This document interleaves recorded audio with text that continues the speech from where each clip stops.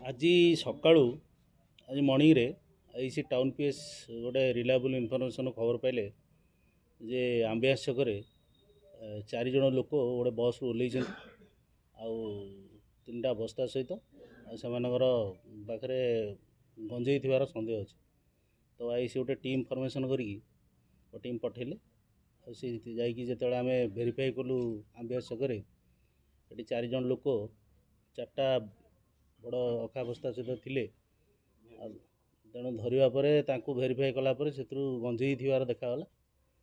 तो गंजेई से अनुसार आम जो एनडीपीएस केस परफॉर्मेंस ये जो पारखनिया अनुसार फॉलो करी 4 जन पाखु प्राय 40 केजी गंजेई जबत कराई। 40 केजी गंजेई 4 जन लोक ए संपुक्त जो मैंने अच्छा से आज गिरफ्त कराई। से रूपक कुमार मिश्र, मोहम्मद सद्दाम, मुनावर अली, एमडी तसीफ।